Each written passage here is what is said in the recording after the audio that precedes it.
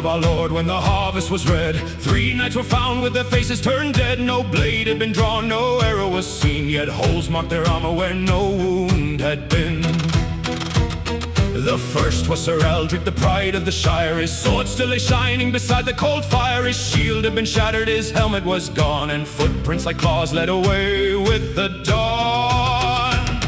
Beware, good night, when the night wind calls, when something unseen walks beyond the walls. For steel may fail and prayers may flee when the hunter comes from the darkened sea. He wears no crown, he serves no king, and death follows close on silent wings.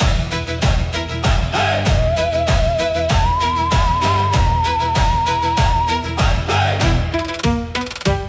Then came Sir Godwin, the strongest of men, who had fought in the Holy Land and returned again. He swore by the cross that he feared no beast, yet vanished one night on the edge of the east. At dawn they found blood on the branches above, and scraps of his cloak in the old oak grove. His sword was still there, driven deep in a stone, but Godwin himself was nowhere known. The monks wrote down what the soldiers had seen, a shadow that shimmered where moonlight had been, a whisper of metal, a strange crimson glow. Then silence fell softly upon the snow.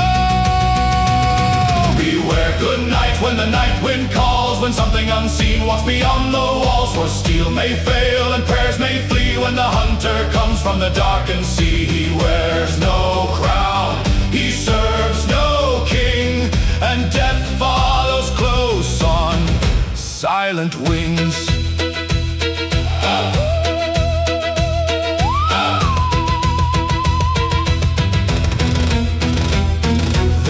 Called his champions from every shire, men clad in iron with hearts made of fire. Sir William the Black, Sir Hugh of the Vale, Sir Robert the Red, who had never known fail. They rode through the forests beneath the full moon, and swore they would find what was killing them soon. But deep in the trees where the old branches groaned, a stranger watched silently from the unknown.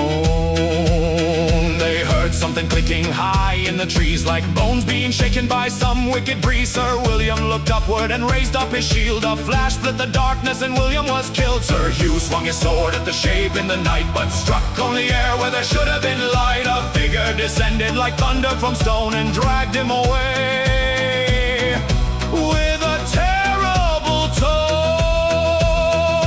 No priest could name him, no scholar knew why, no beast in creation could climb quite so high. His armor was blacker than pitch in a mine. His face was a mask with no human design. He carried strange weapons no smith could explain, and hunted the strongest again and again.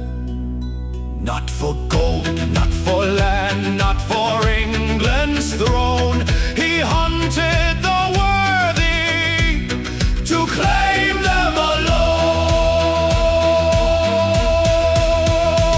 Sir Robert the Red was the last of the three, the finest swordsman in all the country. He waited alone in the ruined old keep, while something above him moved silent and deep. He raised up his sword when the creature appeared, and for the first time the hunter seemed feared. Steel struck against steel with a terrible sound, and sparks like red stars came raining around.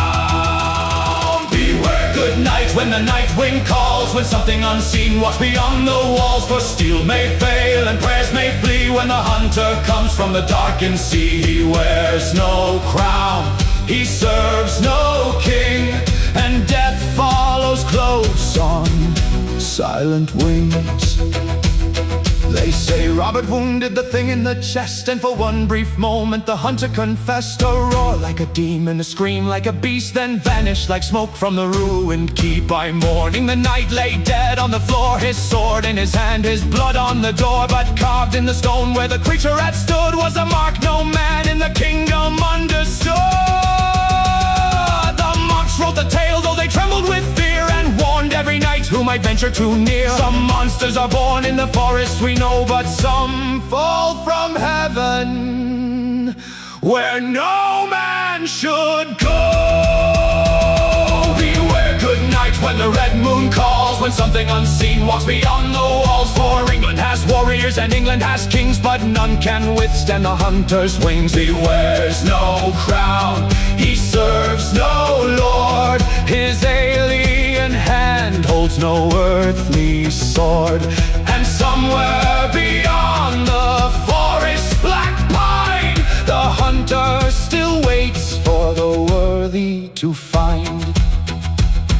So write this in blood where the old stones stand. A stranger came down to our green English land. He came not as conqueror, prophet, or king. He came for the hunt, and he found us worth killing.